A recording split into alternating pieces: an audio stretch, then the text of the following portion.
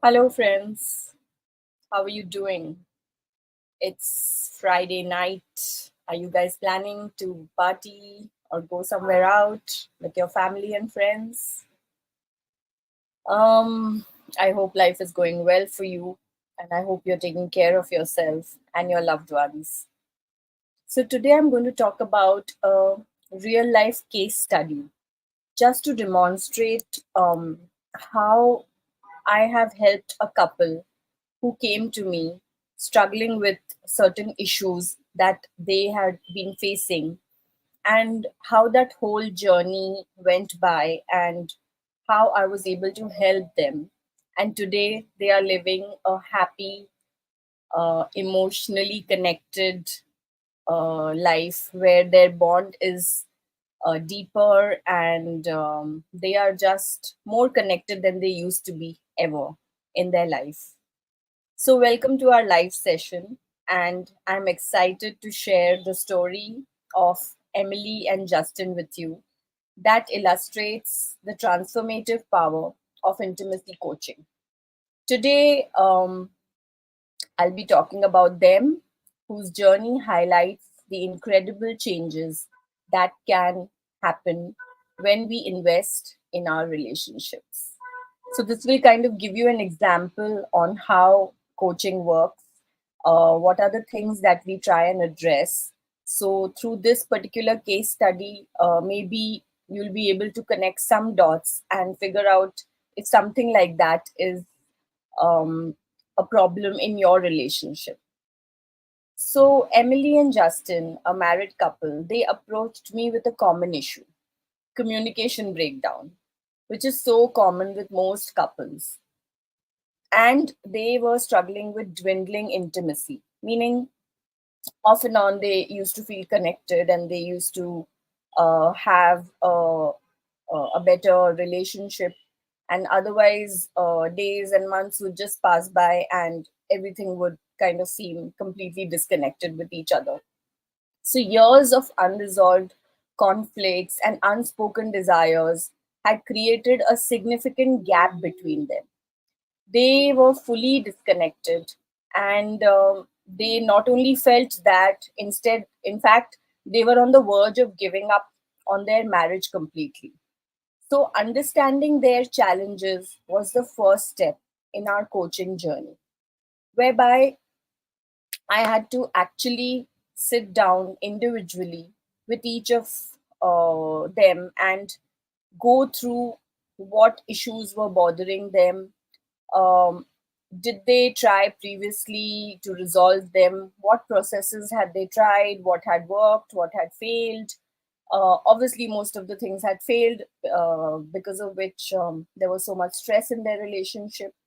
So, through in depth conversations, I helped Emily and Justin identify the root causes of their issues. We explored their individual emotional triggers and their past experiences that were affecting their present relationship. Most of the time, in a relationship, we dwell on the past.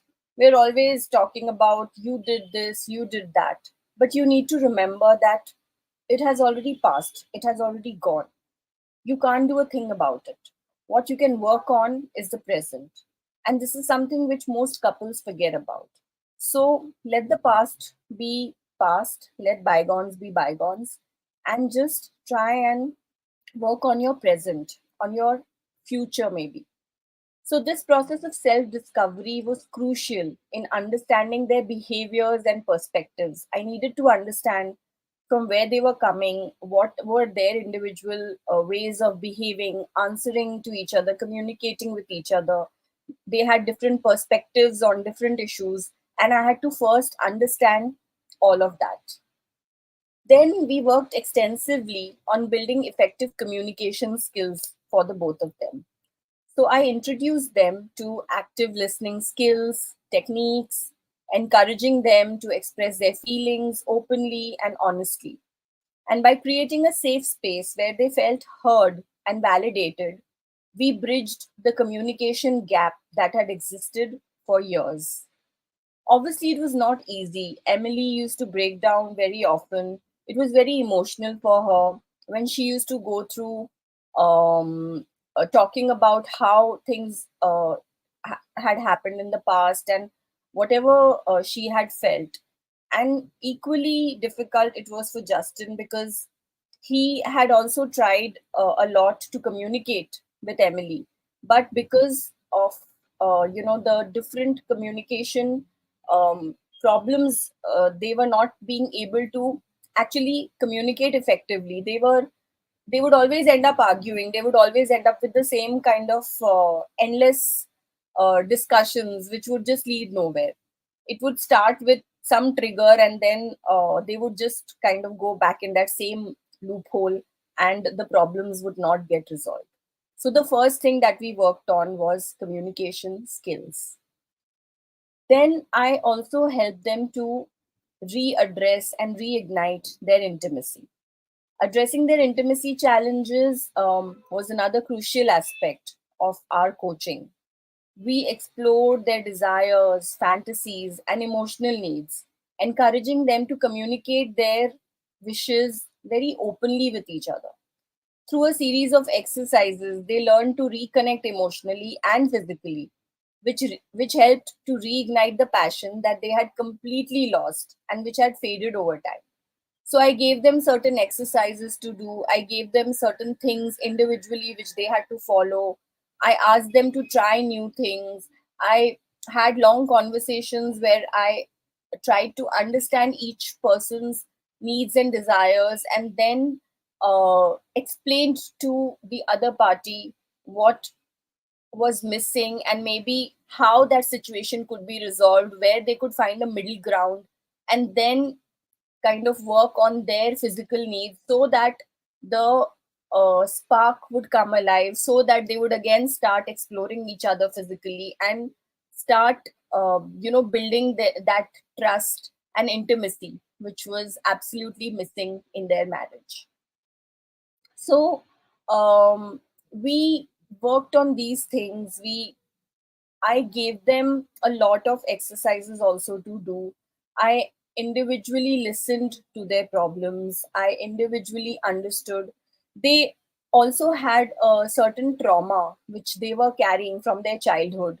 Emily, especially, had a certain behavior patterns which she had seen in her family, and those were repeating in her marriage. And she did not realize how it used to just come out naturally for her, and she would just not be aware of it. So being aware of what problems happen is also another thing, and that is something which I help them to understand, to realize.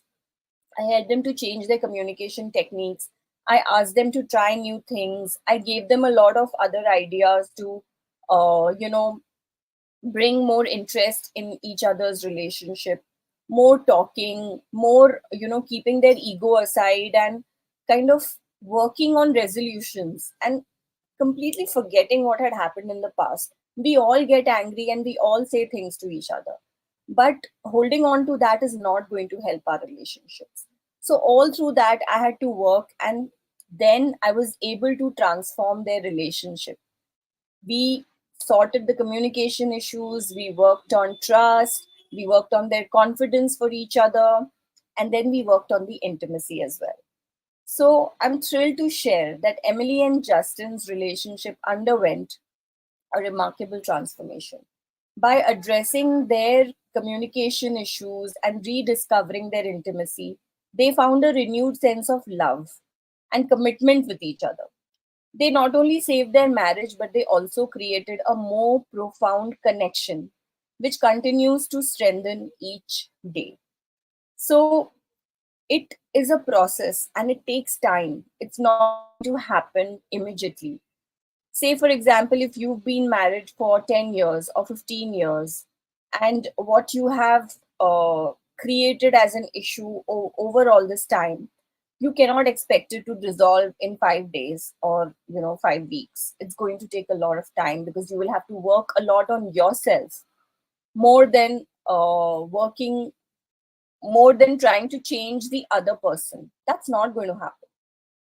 Take it from me that The other person is not going to change. The other person will only change when he or she wants to change, and that too when they notice the changes that are happening with you. So when you make changes in yourself, you transform yourself, then the other person likes those changes, and then they also adapt to those changes, and they understand that yes, you have made an effort to work on the relationship, you have made an effort to revive the love, and so they also then will try to put in some effort to do the same for you and for their relationship. So that's how intimacy coaching and relationship coaching works. This case study exemplifies the power of investing in our relationships. Through effective talking, communication, emotional understanding, and a willingness to explore our desires, we can transform even the most challenging situations. With Emily and Justin, also, we were able to reignite their love. So, if they can do it, so can anyone. Remember that every relationship has the potential for growth and transformation. It's never too late, is all that I'm going to say. So, I will see you again tomorrow morning at 11 a.m. And let's reconnect then and talk about another subject on love, intimacy, and relationships. So, take care of yourself and bye bye.